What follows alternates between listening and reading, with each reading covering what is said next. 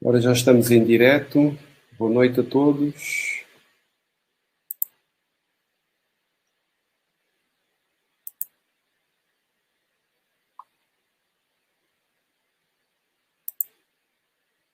Conseguem aí desse lado ouvir bem e ver bem? Se quiserem colocar uma mensagem aí no chat para dizer se conseguem ver e ouvir. Já estou a ver aqui pessoas de Porto Santo, Famalicão também. Boa noite. Olá, Abdul, boa noite. Louros, muito bem. Vamos aqui aguardar mais 2 ou 3 minutos, porque ainda não são 9 horas.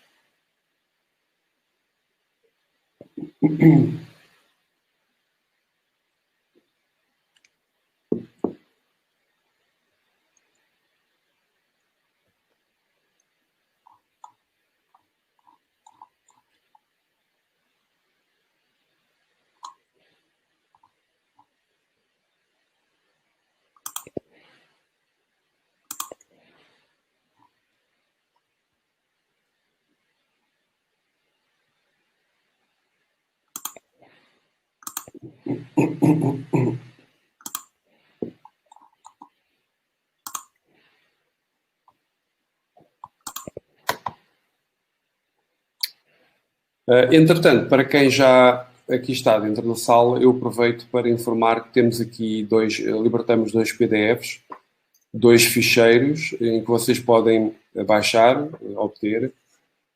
Um é sobre o yoga e as filosofias da Índia, são cerca de 20 páginas, e o outro é um estudo que eu fiz em 2018, portanto, sobre os praticantes portugueses de yoga, sobre o yoga em Portugal. Portanto, se quiserem baixar, depois sempre podem, quando quiserem, podem ler essa informação.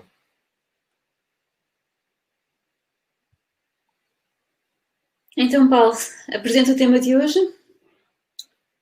Sim, olá. Olá e boa noite a todos. Bem-vindos a mais um satsang de 7 luas. O tema de hoje que o Paulo vai apresentar é o tema técnicas de yoga. Iremos estar convosco aproximadamente 1 hora, como já vem sendo hábito nestes satsangs de 7 luas. E durante essa hora que estaremos aqui juntos partilhando conhecimento, o Paulo irá falar sobre técnicas de yoga, como já referido, irá também fazer connosco uma curta prática e depois no fim teremos tempo, como sempre, para perguntas e respostas. Da vossa parte, se quiserem colocar questões, eu vou desativar o chat quando o Paulo começar a fazer a sua apresentação, só para não trazer aqui mais confusão, talvez, às pessoas e distração entre chat e apresentação. Portanto, eu vou desativar o chat, no entanto, volto a ativá-lo assim que a apresentação estiver terminada. E aí é a vossa oportunidade também para colocar questões ao Paulo relativas ao tema a ser apresentado hoje. Também já temos aqui 2 questões, Paulo, já temos aqui 2 questões enviadas também por mail. Há sempre essa possibilidade de enviarem os vossos mails com as vossas questões para as terapias orientais. Se o quiserem fazer antecipadamente. Portanto, espero que nos estejam a ver bem e a ouvir bem dos vários pontos do país e ilhas.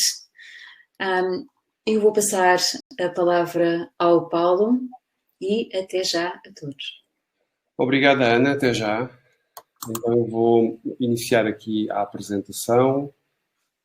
Eu preparei aqui um pequeno PowerPoint que vou também partilhar convosco. E antes de iniciar esta partilha também, para dar aqui mais 1 minuto ou 2 para ver se entram mais pessoas, porque estavam mais pessoas restadas. De qualquer forma, eu queria apenas dizer que estes eventos, o Satsangs online, 7 luas, não são propriamente, eu não lhe chamaria uma aula online, é mais uma exposição de um tema. Uma aula no sentido mais técnico do termo, não é?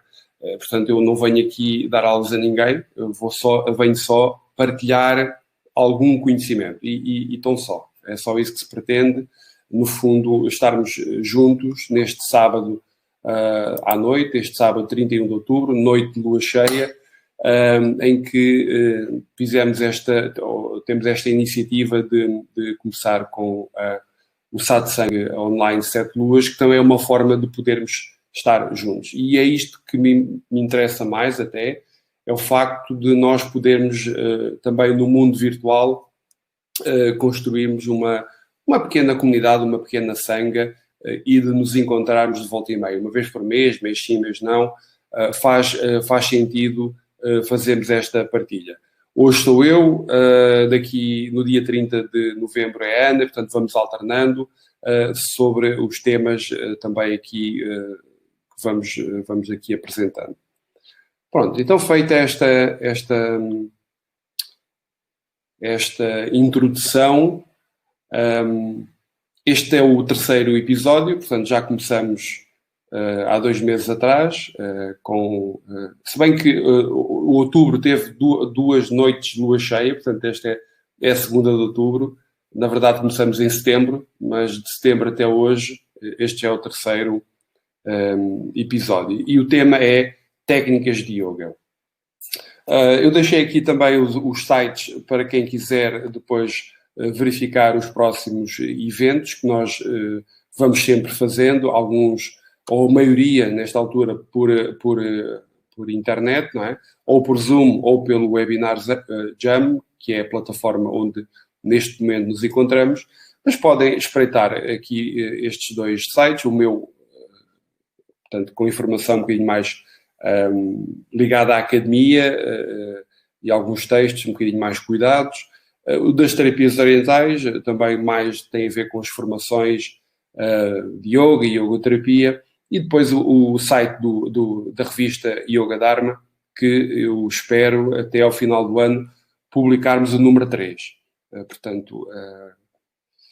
E vamos já de seguida começar então com a nossa sessão. Então, como sempre, nestes eventos com duração de 1 hora, nós temos uma parte prática. Portanto, nós vamos de seguida fazer um pequeno enraizamento, uma pequena meditação, para depois continuar com a exposição teórica, que será a maior parte aqui deste evento, portanto, talvez 30 a 40 minutos, e depois os últimos 10, 15 minutos nós vamos, portanto, abrir o espaço para o diálogo e se alguém quiser colocar questões, perguntas, peço que já há aí 2 questões que foram enviadas por e-mail e terei todo o gosto em responder, se souber, claro, se não souber vou estudar, vou ler, mas então vamos iniciar. Eu queria começar então com um pequeno enraizamento. Aí em casa, se estiverem confortavelmente sentados ou numa cadeira ou no sofá, tentem colocar os pés no chão, não cruzar as pernas. Vamos também manter as costas direitas, sentindo as costas direitas. As mãos podem ficar em cima dos joelhos, ou, se preferirem, podem colocar as mãos em forma de concha, uma em cima da outra. E quem estiver confortável pode também fechar os olhos, só durante alguns instantes, e observar a respiração. Vamos efetuando algumas respirações um bocadinho mais longas, inspirando profundamente. E depois expira completamente. A ideia é otimizar um bocadinho mais aqui o espaço nos nossos pulmões e inspirar profundamente. E depois expira, prolongando a expiração, deitando o ar fora sempre pelo nariz. Vamos observando como é que o nosso corpo reage, tentando aqui encontrar uma postura firme e confortável e dedicar alguns instantes apenas à atenção plena, à atenção à respiração.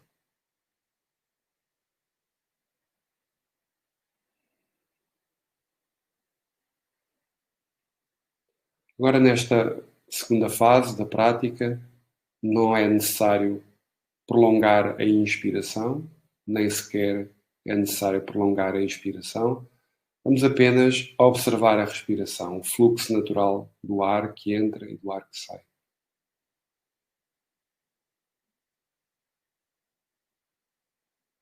Constatando a natureza dos pensamentos, talvez como equiparando a nuvens que vão surgindo no céu e que vão passando, arrastadas pelo vento. Da mesma forma, também os ventos internos arrastam os nossos pensamentos e muitas vezes a nossa mente está ou muito acelerada ou mais ou menos acelerada. Então vamos observar nestes instantes finais da nossa prática, vamos observar como é que a nossa agitação interna ou não, como é que nós nos sentimos neste momento, se é possível encontrarmos um espaço de silêncio entre dois pensamentos. Vamos observando a natureza da mente, a velocidade que os pensamentos ocorrem na nossa tela mental. E aos poucos vamos identificando alguns lugares, alguns espaços entre os dois pensamentos. Espaços em que nós podemos recolher algum silêncio, alguma harmonia, alguma quietude, sem qualquer preocupação, sem colocarmos qualquer etiqueta ou julgamento a priori. Só mais alguns segundos. Vamos ficar só em silêncio mais 30 segundos.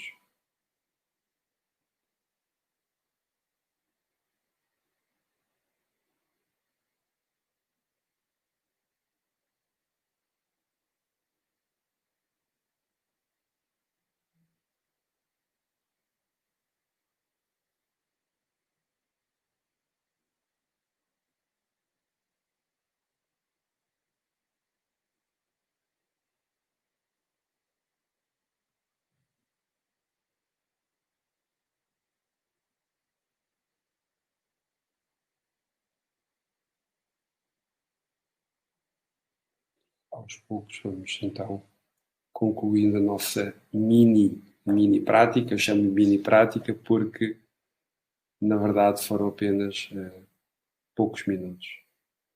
Eu por mim ficava aqui mais 20 ou 30 minutos, sem dúvida. Aquilo que eu gosto é do silêncio. E o silêncio também é uma prática do yoga, embora eu não tivesse colocado aqui na apresentação, mas há coisas que são intrínsecas às técnicas de yoga e, na verdade, todas elas preconizam uma saída daquele eu robótico do dia-a-dia, eu chamo do eu ordinário, no sentido da vida cotidiana e entrada no mundo do silêncio. É quase como se estuda nas cosmovisões não só do Oriente como do Ocidente, essa passagem do profano para o sagrado. Então o yoga e as técnicas de yoga é como se fosse uma ponte, não é? Então elas estabelecem uma ligação entre o aqui e o ali, entre o agora e algo intemporal. Então esse caminho ou essa ponte que nós percorremos, que também se chama yoga, o seu resultado final, no fundo, o conjunto de técnicas, nós também, de uma forma geral, chamamos de yoga. Aqui ao lado vemos uma imagem, portanto, uma imagem, isto é medieval, pintado na época medieval, de um asceta, um yogi, a praticar Mayurasana, a postura do pavão, que é a primeira postura que surge, a primeira postura não sentada que surge na literatura do yoga físico. Não é?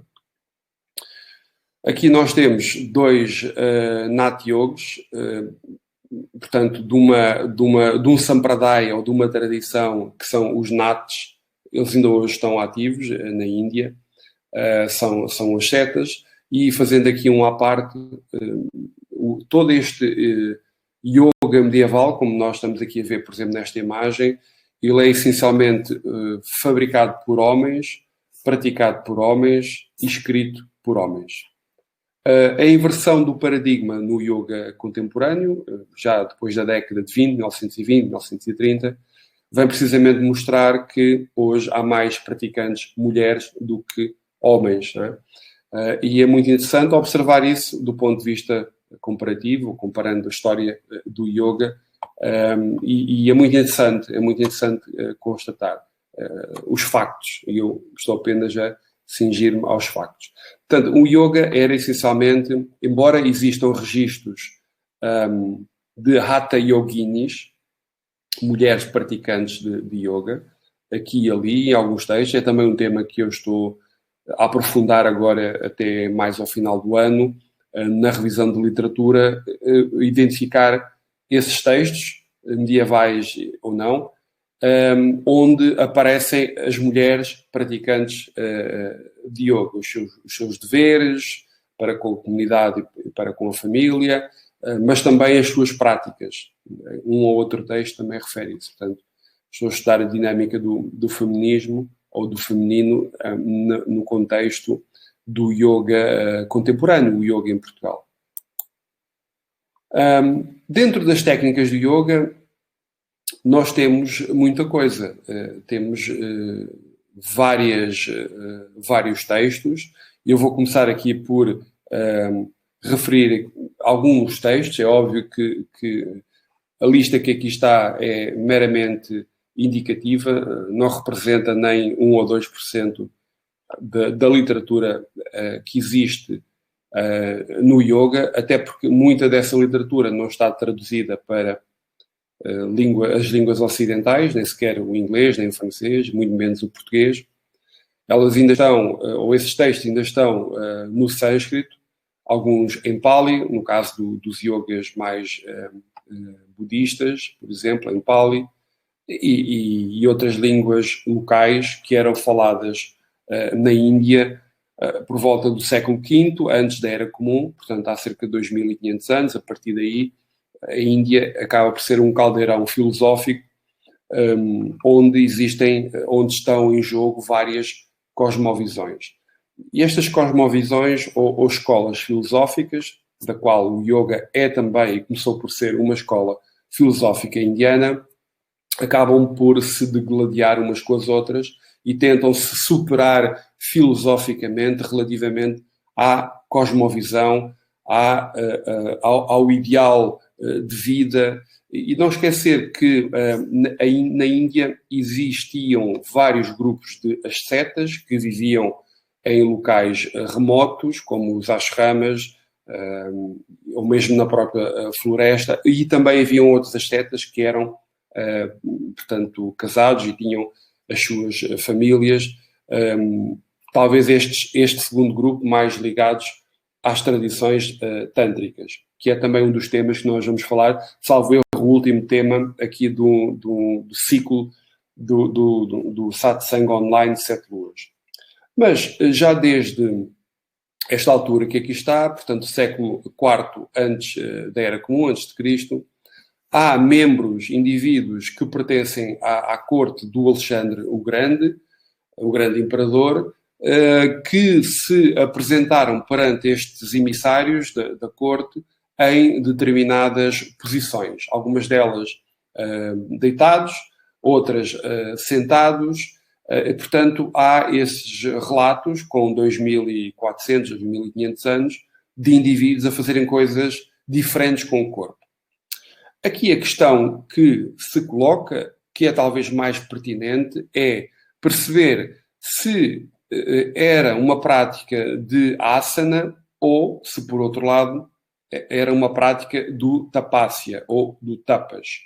Eu recordo que, fazendo aqui um parênteses, o tapas é uma prática indiana, não é exclusiva do yoga, ela já existe, por exemplo, no jainismo, uma tradição da Índia, também por volta, Mahavira terá sido contemporâneo de Buda, portanto, por volta entre o século IV e século V, antes da Era Comum, mas já nessa altura havia esta ideia do tapas. E mais para trás, também ainda existia uma coisa que era o sacrifício védico, a fogueira védica, e a fogueira, ou o fogo, considerado o fogo sagrado, era aquele que mediava o tal profano e o sagrado. O indivíduo que fizesse ofrendas à divindade, queimasse algo, oferecesse algo para a fogueira védica, podia aquele calor, aquele fumo, ascender até aos deuses. E, portanto, o indivíduo que fazia ofrenda também acabava por subir nessa ontologia cósmica.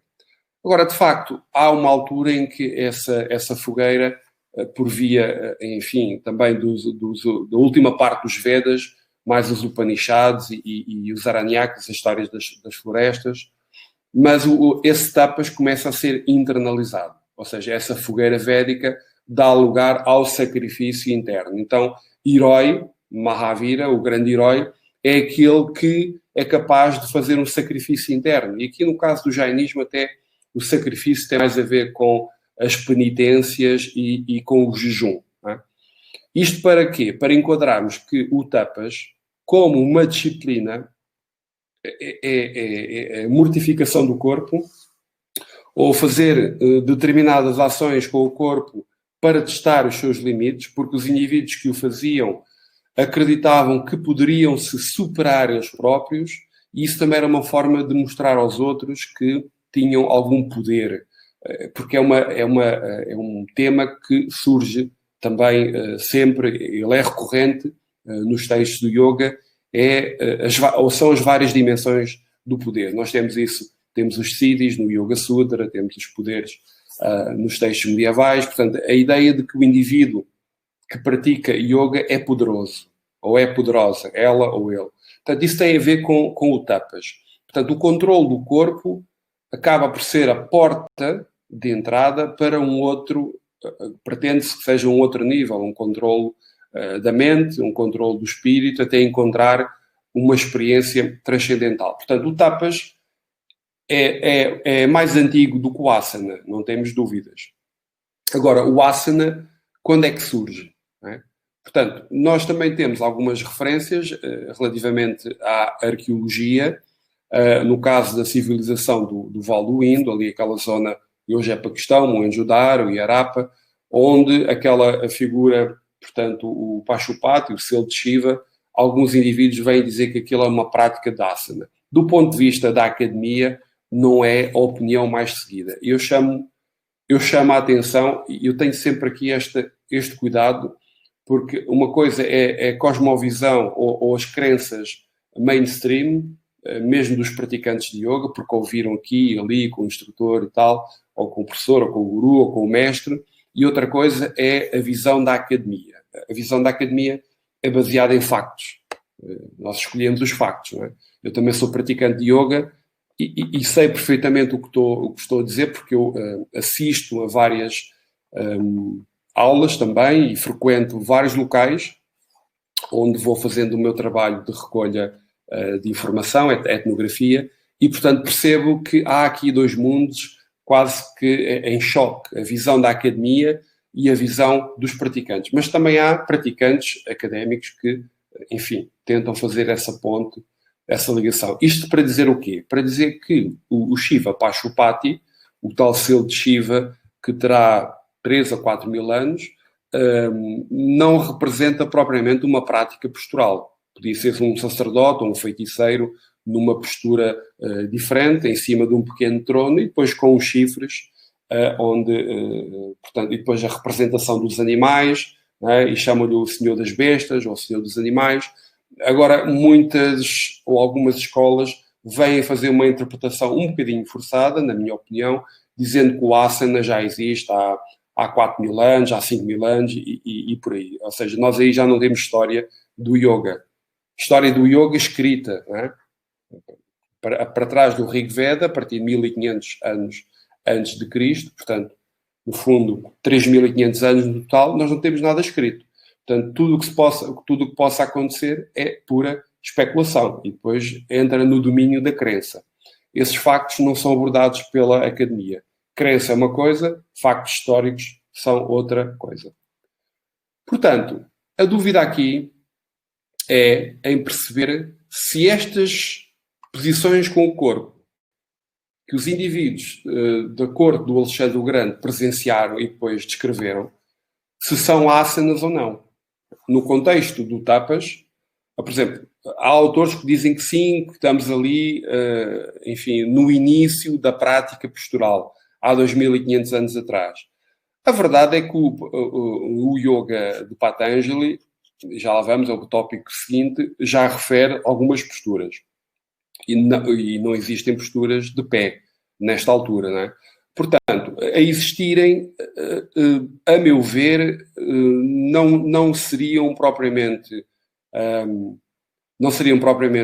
asana, seriam mais estariam mais dentro desta tradição do tapas, o tapasya. Eu recordo que havia indivíduos que se enterravam na terra, no chão até ao pescoço, outros ficavam com o braço no ar durante muitos anos. Isto não era considerado um asana. Durante 10 anos, ou deixavam crescer as unhas ou a barba até ficarem com, sei lá, 2 ou 3 metros de barba. Portanto, estas coisas que para nós, até ocidentais, modernos, entre aspas, nos pode parecer muito estranho, era praticado neste contexto das florestas, mas também das aldeias, por alguns indivíduos que preconizavam, então, esse encontro ou essa procura, essa busca espiritual. Portanto, eu dá-me ideia, a minha opinião, resumindo, é que aqui nesta altura não se pode propriamente falar de asana. No entanto, pode ser a raiz, digamos assim, pode ser a origem do asana, e sem dúvida que o asana tem a sua origem no tapas indiano, no tapasya. As penitências, as mortificações corporais. É claro que hoje em dia o asana é completamente diferente do que era há 2000 anos atrás. Não é? Depois há um outro texto, o Patanjali Yoga Shastra, muitas pessoas conhecem só como Yoga Sutra, mas na verdade eu sigo aqui o pensamento do Philip Mas, que ele refere a Patanjali Yoga Shastra como um código com 2 partes, o Yoga Sutra e o Bhashya. O Sutra, no 195, há versões que têm 196, mas a maior parte das pessoas, dos indivíduos, dos académicos, eles seguem a versão dos 195 sutras, os aforismos. E depois tem uma parte que é, digamos, a explicação ou os comentários aos sutras. A verdade é que nos sutras não existe o nome de qualquer postura, mas sim existe no Bhashya. Portanto, no Yoga Sutra, que fala no capítulo 2, os versos 46, 47 e 48, falam sobre, portanto, fala sobre postura. Um primeiro, Stira, Sukham, Asana, postura é firme, confortável, enfim, como fazer o Asana e qual é o resultado do Asana, são os 3 sutras no meio de 195. O comentário, que também há muita especulação relativamente às escolas de yoga, diz que é Vyasa, o comentário escrito por Vyasa, mas os estudos mais recentes, nos últimos 10 ou 20, 10, 15 anos, indicam que Vyasa e Patanjali são o mesmo indivíduo, terão vivido na mesma altura, portanto é a mesma pessoa, só que como autor do sutra tem o nome Patanjali e como comentador aos seus próprios versos, aforismos, tem o nome de Vyasa. Portanto, esta é a opinião cada vez mais dominante na academia, não a questão de serem 2 indivíduos diferentes. Portanto, aqui, só para dizer que já começam a ver, portanto, nós aqui estamos provavelmente no século IV da nossa era. É importante também referir o facto que o Yoga Sutra, a datação do Yoga Sutra tem mudando ao longo dos últimos 20, 30 anos. Se nós lemos autores como, por exemplo, George Feuerstein, na tradição do Yoga, ele vem dizer que o Yoga Sutra foi escrito no século II a.C. É? Os autores mais contemporâneos já vêm puxar mais para a frente esta datação. 400, 500, 600 anos, também isso não vai adiantar muito aquilo que nós pretendemos saber. Agora, de facto, pela análise das narrativas que estão no Yoga Sutra e pela comparação com outros temas da época, nomeadamente as escolas budistas, a escola Yogacara, o filósofo o Vasubandhu, o Yogacara Bhumi Shastra, também um dos textos. Há ali vários textos, né, das escolas filosóficas do Dharma do Buda. De facto, o Patanjali Yoga Shastra acaba por ser um sincretismo de várias cosmovisões. Desde logo tem na base uma filosofia, o Samkhya, de Kapila, portanto aquela dicotomia Purusha Prakriti, mas tem também aspectos do brahmanismo, tem coisas do jainismo. Por exemplo, os yama já existiam no jainismo, já se calhar jainismo mais de 1000 anos antes do Yoga Sutra. Portanto, todas essas referências foram importadas para o Yoga Sutra. Mas temos mais coisas depois que vão surgindo. Portanto, o Yoga Sutra acaba por ter algum sincretismo. E eu acho interessante quando as pessoas dizem que o yoga contemporâneo, o yoga moderno, está cheio de sincretismos e de metamorfoses. Pois então, com Patanjali foi a mesma coisa. Portanto, dá a ideia que há aqui um fio de continuidade relativamente ao sincretismo e à junção de várias cosmovisões, várias práticas que eram recorrentes e eram habituais entre os meios, neste caso o meio mais brahmânico, não é?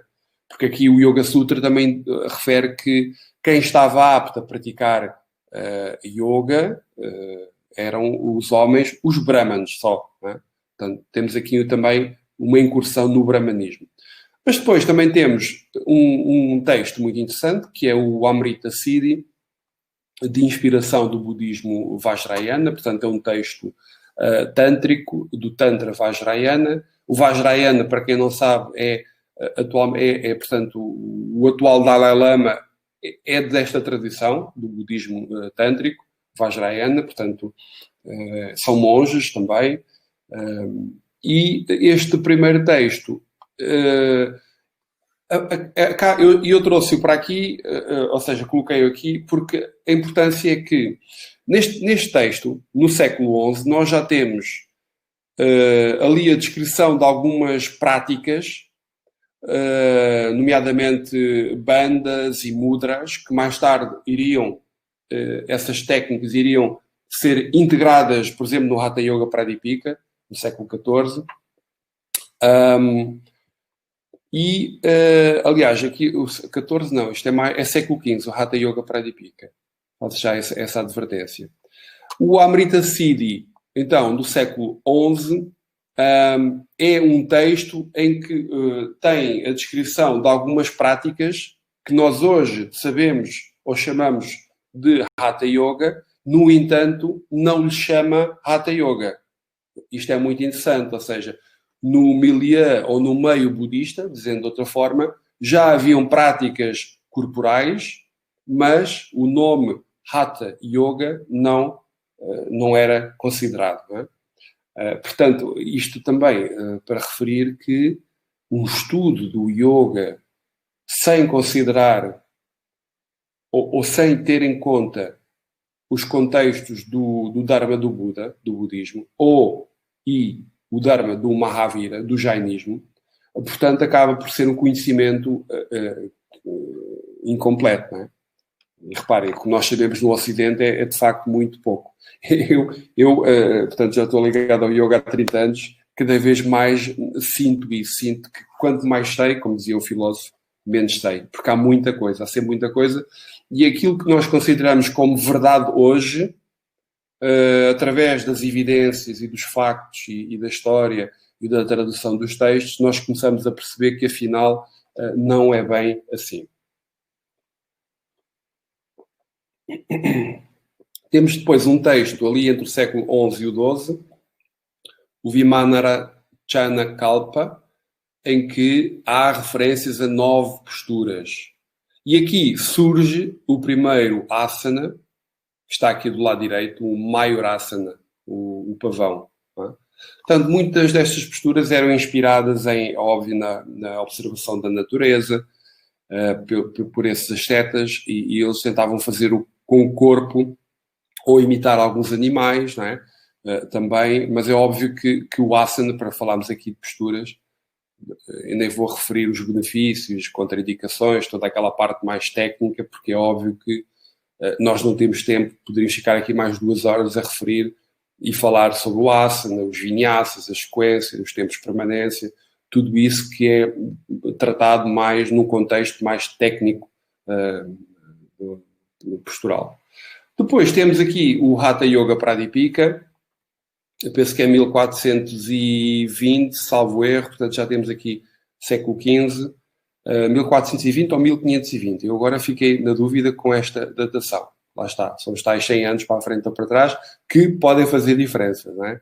Mas aqui neste texto é muito interessante porque já há mais posturas e temos 8 asanas que são posturas não sentadas. Ou seja, começamos a ver aqui um incremento a nível da história do yoga físico, neste caso mais a parte postural, começamos a ver aqui um incremento nas posturas. E depois continua a partir então do século XV até aos dias de hoje. Eu só coloquei aqui estes dois textos, mas há mais, não é? O Yoga Chintamani e outros tantos que poderiam também estar aqui, que se caracterizam pela existência de mais posturas. Há textos que têm 64 asanas, há um que tem 122 ou 132 asanas, é o que tem mais. E portanto, o que é que nós constatamos? Que, à medida que nos aproximamos da época contemporânea, aquilo que se chama o yoga moderno, a partir do século XX, início do século XX, com Vivekananda, há mais posturas de yoga. Portanto, o yoga acaba por ser mais postural. Portanto, eu fiz aqui esta abordagem só da parte das técnicas do yoga. Claro que havia muito mais para dizer, mas se eu estivesse a falar mais tempo da asana, corria o risco de não falar do resto, dos outros 95%. E com isto eu não quero dizer que é mais importante ou que é menos importante. Quero dizer é que, olhando para esta lista, e nós vamos ver cada um destes tópicos, claro que não estão aqui coisas, eu há bocado falei da questão do silêncio, e outras técnicas que não estão aqui. Estas são aquelas, e eu sublinhei ali algumas precisamente porque são algumas das práticas, algumas das técnicas do yoga, que são mais, digamos, mais praticadas no dia-a-dia. E eu comecei precisamente pelo asana, porque eu sei que em alguns contextos, algumas aulas são asana e relaxamento final, outras têm um bocadinho pranayama, outras podem ter um mantra, enfim. Mas isso também depende da tradição da qual o instrutor ou a instrutora fez a sua formação, das suas crenças, das suas opiniões, das suas identidades e comportamentos. Portanto, varia muito o estilo da aula. Então, nós temos outras técnicas do yoga, começando logo pelos yama e os niyama. Então, nós temos aqui 10 éticas, 10 prescrições sobre comportamentos sociais e individuais. Não vamos ver uma a uma. Vou só, por exemplo, referir o ahimsa, a não violência, que pode ser precisamente utilizada ou praticada num tapete de yoga. O indivíduo não se deve magoar preferencialmente, não é? Quando está a praticar o asana, e a verdade é que alguns estilos assim mais contemporâneos são tão vigorosos que até às vezes podem colocar em causa esse princípio do ahimsa, a não violência, porque se o indivíduo se magoar numa aula de yoga, não é suposto isso acontecer. Portanto, estes yama e niyama são, digamos, uma base ética, e hoje em dia está muito na moda a questão da ética, não é? Por várias razões que nós sabemos, que passaram para aí na televisão ontem e este mês, ligada a uma outra escola. Mas, de qualquer forma, a ética em si, os yama e os niyama, para mim, são a base do yoga. Ninguém pode praticar só posturas e dizer que é um yogi ou que é uma yogini. Tem que haver sempre uma contextualização, no sentido em que o yoga não é só uma prática física. O yoga nem sequer é desporto, nem é atividade. Embora haja um movimento corporal, e aí podemos integrar dentro daquilo que a gente chama de atividade física, é como ir às compras ali ao Continente, ao Pingo Doce. Eu também faço atividades físicas, não é? Quando vou às compras. Neste caso, o asana não tem o objetivo que tem, por exemplo, um exercício físico em que há uma competição. Havia mais a dizer sobre este tema. Não vou alongar, porque quero passar já de seguida para os mantras. Portanto, o yama e o niyama acabam por ser essas éticas que estão no Yoga Sutra, mas que estão também, aparecem no Hatha Yoga Pradipika, em vários textos, as éticas budistas, as éticas do Jaina, as éticas do Tantra. Portanto, Há sempre ética. A questão é colocá-la na prática e não deixar essas éticas na prateleira, não é? Portanto, isso é importante no dia-a-dia, colocar em prática essas éticas. Depois temos o mantra. Dentro do mantra, sendo também uma prática física, porque utilizamos o aparelho vocal, não é? Utilizamos as cordas vocais, utilizamos a boca, portanto, ao abrir a boca é uma prática física. Mas temos também uma dimensão mental do mantra. Uma násica é a repetição mental do mantra. Se eu repetir Om em voz alta, estou a mantrar, não é? Estou a vocalizar um mantra em voz alta, mas também posso, em voz baixa, o pamso, ou então mentalizando o Om, repetindo mentalmente. Cada um destes 3 níveis vai sendo mais poderoso do que o outro. Portanto, o que os textos referem é que os mantras, quando são mentalizados, eles tornam-se quase automáticos na mente do praticante.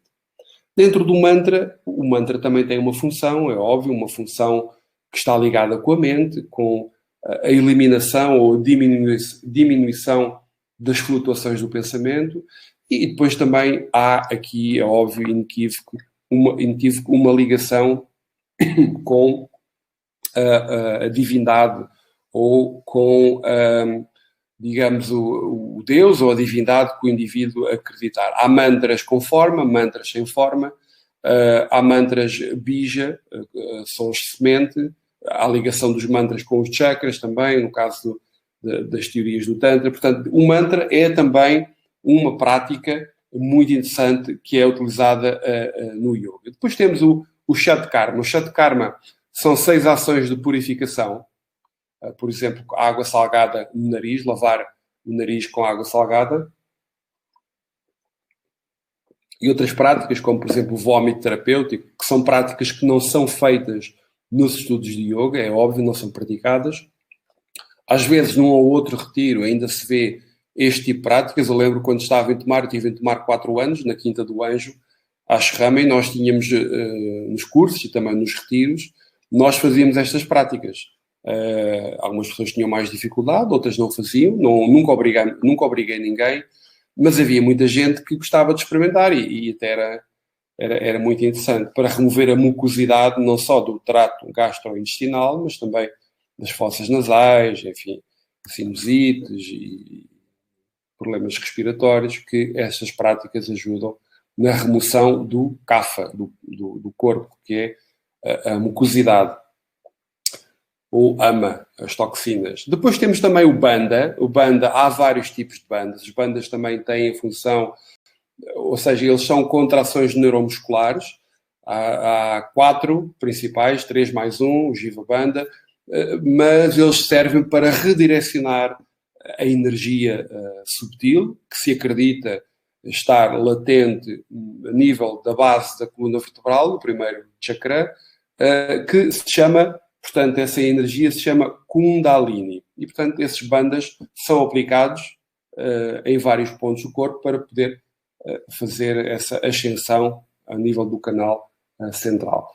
Também o mudra, gestos, podem ser feitos com as mãos, por exemplo, Bhairava Mudra, Shiva Mudra, Yoni Mudra. Há muitos mudras que têm também por função reter a energia dentro do praticante. Eles são selos, são shortcuts, são atalhos que redirecionam essa energia para dentro do praticante, porque do ponto de vista dos yogas mais físicos, de inspiração tântrica, estas práticas servem precisamente para redirecionar a energia, reter energia no praticante e fazê-la ascender pelo canal central e, com isso, proporcionar estados de consciência mais refinados e até alcançar o Samadhi, ou dizendo de outra forma, a união de Shiva e Shakti, numa linguagem mais tântrica. Depois temos o Pranayama. O Pranayama já vem no Yoga Sutra, em alguns Upanishads anteriores ao Yoga Sutra, já se refere. Há aqui uma equivalência entre os ventos cósmicos, os ventos do universo, com os ventos internos do próprio indivíduo. E, portanto, começa aqui, a partir do século IV, século V da nossa era, uma construção teórica relativamente aos pranas, aos ventos. E esta ideia de energia vital não está só na Índia, nem no yoga. Ela está, por exemplo, na acupuntura, a nível dos canais energéticos, a nível do Reiki também, a nível do Qigong, do Tai Chi. Portanto, todas estas filosofias práticas de vida, como o yoga, o Tai Chi, o Qigong, o Reiki e muitas outras, trabalham com o conceito de prana. Por isso, o pranayama acaba por ser a disciplina de gestão do prana. E depois refere-se à respiração, com os seus tempos. Né? Inspira, retém, expira. Portanto, depois há ali várias possibilidades relativamente ao tempo de inspiração, de retenção, da expiração. Depois, o pratyahara, a retração dos sentidos ou a abstração dos sentidos. Aqui a passagem já para um yoga mais interno, em que o indivíduo provavelmente está sentado e pode até fechar os olhos e abstrai-se. Passa para a concentração, o dharana. Dharana pode-se concentrar na chama da vela, no mandala, no yantra, num trecho de um texto. Portanto, o objeto de concentração pode ser variado. E depois temos o dhyana, a meditação. Aqui também há vários tipos de meditação. Por exemplo, em Patanjali, nós no primeiro capítulo encontramos logo ali 3 tipos de meditação. Uma meditação teísta, a meditação não teísta, a meditação nos elementos materiais, a meditação depois mais para a frente, lê-se concentração no Sol, na Lua, na estrela polar. Portanto, há vários objetos de meditação. E o samadhi, um estado de transcendência, um estado de superconsciência ou hiperconsciência, um estado alternativo de consciência. Na verdade, samadhi não tem tradução para as línguas europeias. E também o português não há nenhuma palavra, porque vazio não significa samadhi. Embora é verdade que estejam muito próximos. Não é? O samadhi não é a vacuidade budista.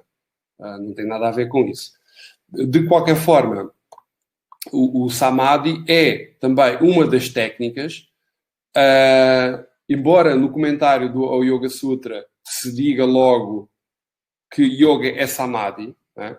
E aí Patanjali, enquanto Vyasa, está a dizer que o objetivo do yoga é alcançar o samadhi. Portanto, o objetivo do yoga é uma cessação ou uma diminuição das flutuações da consciência ou da mente. Há muitas possibilidades para traduzir a palavra vritti. Portanto, depois de samadhi, ou antes de samadhi, melhor dizendo, ou durante, nós podemos também praticar aqui outras coisas. Não é? Que técnicas é que nós temos aqui? Porque o indivíduo que chega ao samadhi é óbvio que já fez um caminho longo e, portanto, se calhar já praticou. Isto não está por uma ordem. Vocês até poderiam perguntar, mas isto está por alguma ordem? Não, eu simplesmente fui acrescentando à medida que me fui lembrando das mais importantes. Se calhar ficaram aqui de fora uma ou outra. Dentro de cada uma destas categorias de técnicas, depois existem dezenas de práticas. Por exemplo, dentro dos mudras há, se calhar, uma centena de mudra. Dentro dos bandas, 3 mais 1, 4, uma Mahabandha, há muitas variantes, 5, não é? Os mantras, então, se fôssemos falar nos mantras, tínhamos de estar aqui mais umas 3 a 4 horas para ver meia dúzia de mantras. Portanto, cada uma destas categorias de técnicas, de práticas, tem muita coisa lá dentro. Isto dava uma videoconferência vermos só cada uma destas práticas, não é? A Abhyasa, uma prática firme e continuada. É também uma técnica. Porquê? Porque se o indivíduo praticar só uma vez por mês, ou uma vez por 6 a 6 meses, não está a fazer a Abhyasa, não está a fazer uma prática continuada ao longo do tempo. Se bem que Patanjali e os outros autores não dizem, no caso de Patanjali, não diz quanto tempo é que dura esta prática. Pode ser a vida inteira. Vairagya, o desapego. Também temos aqui vários tipos de desapego. Por exemplo, no Yoga Sutra fala em para-vairagya, um vairagya mais elevado, um desapego dos elementos materiais. até chegar a um ponto em que o indivíduo reconhece que está numa matriz, ou numa matrix, e pretende-se até o desapego da própria mente.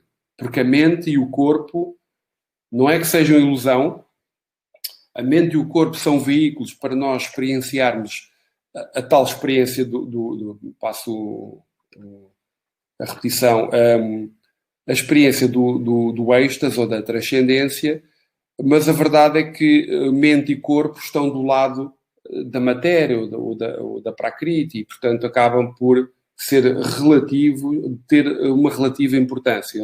Eles são importantes enquanto veículo de vivência na Terra. No entanto, o indivíduo que se desapega, de acordo com os textos, do seu corpo e mente, deixa de se identificar. Porquê? Porque há uma outra realidade num patamar eventualmente superior, um patamar da consciência, em que o praticante acaba por se ligar mais a essa consciência e acaba por se desapegar mais das transformações do corpo, do envelhecimento, da dor, do sofrimento, tudo isso, não é? Quando o indivíduo acaba por fazer essa expansão de consciência através aqui deste desapego. E depois temos também a viveka, a discriminação,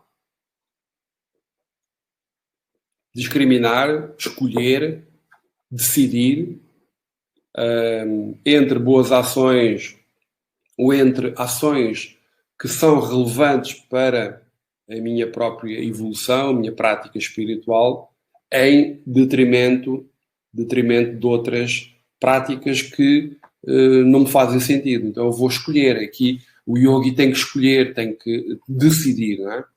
Não pode ficar num caminho ou num beco sem saída, tem que decidir. Depois temos o Nidra. O Nidra, ele não vem propriamente do Yoga Sutra, mas aqui parte de uma outra cosmovisão, do Tantra, e o Nidra é o sono. Se bem que no Yoga Sutra ele é um vritti, se nós falarmos do Yoga Nidra, o Yoga Nidra é um relaxamento profundo e é muito utilizado nos estudos de Yoga, até inclusive há formações só de Yoga Nidra, o relaxamento profundo. E depois temos também outras práticas, quer dizer, porque no Hatha Yoga Pradipika, por exemplo, vêm muitas referências à alimentação.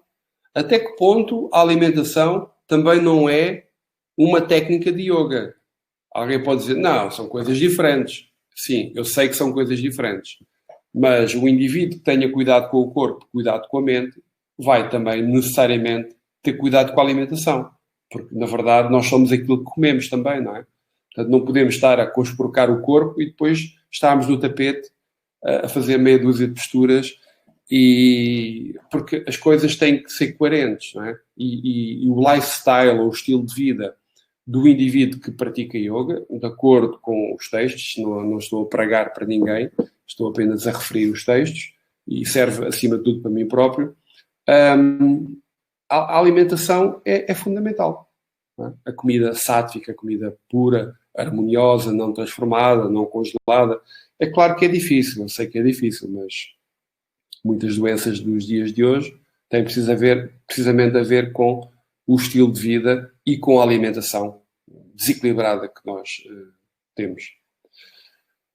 Depois, bom, ficam aqui estes tópicos para concluir a nossa apresentação. Já estamos há pouco tempo de terminar, mas ainda vamos ter um período de perguntas e respostas, que é a questão das práticas ou das técnicas de yoga, nomeadamente, por exemplo, as visualizações que existem no budismo. Por exemplo, estou-me a lembrar da questão do Vipassana, e hoje nós chamamos também a mindfulness, que parte de práticas budistas, que também elas sofreram algumas metamorfoses, alguns sincretismos, mas essas práticas, e no caso do Buda, ele praticou yoga na floresta, né? Teve dois mestres, um dos mestres de Buda era um mestre de yoga e de Samkhya.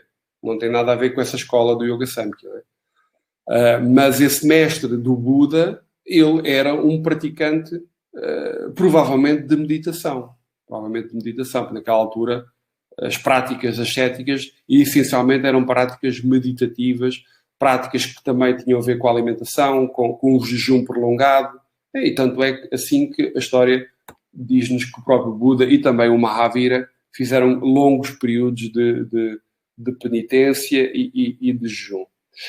E não esquecer, uma área que é muito pouco estudada, eu falo por mim, porque eu conheço muito pouco do yoga no Islão, mas eu sei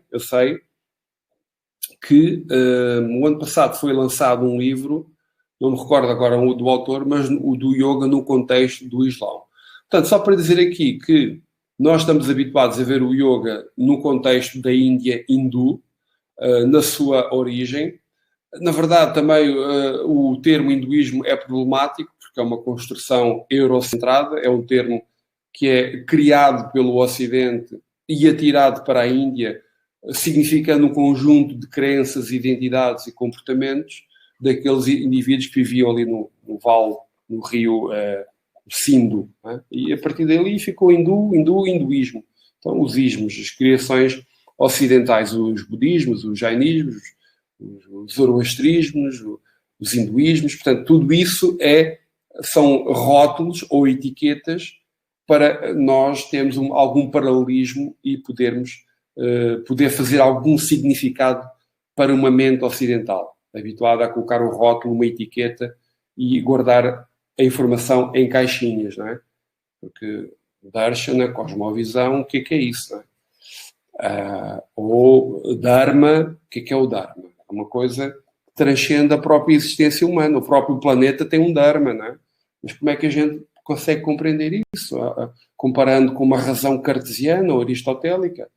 São sistemas de pensamento completamente idênticos. Portanto, e esse é um dos grandes problemas para estudar o yoga. É que com a mente ocidental moderna, olharmos para uma cultura antiga, ancestral do yoga e estarmos a buscar a informação aplicando essas grelhas mentais. Não é? Então, muito do trabalho do yoga, do praticante, é livrar-se dessas pressuposições ou desses julgamentos a priori para poder encaixar mais alguma informação.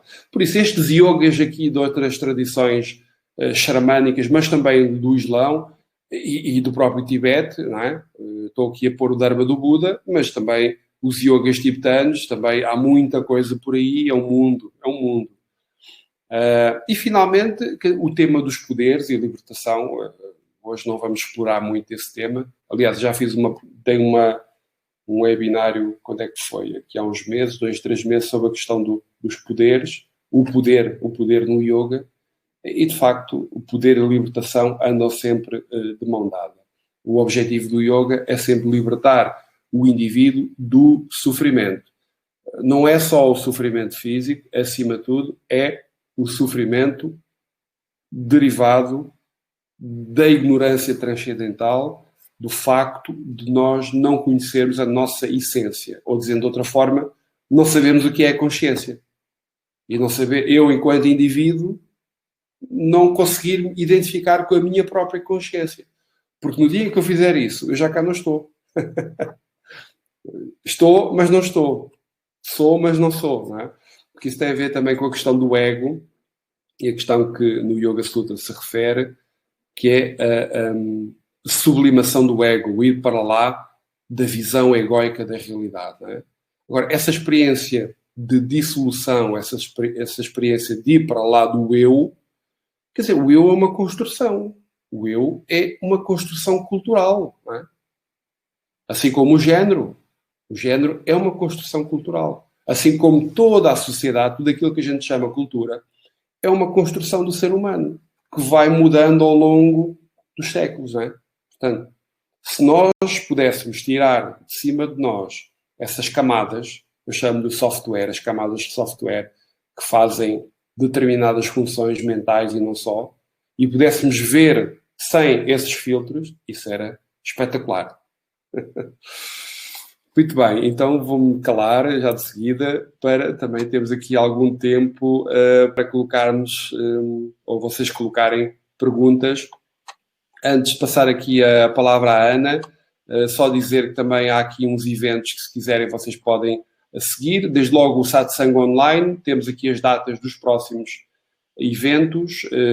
Temos também as aulas online, a Hatha Yoga com a Ana e comigo, meditação, quarta-feira, e depois os cursos de yoga que vocês conhecem,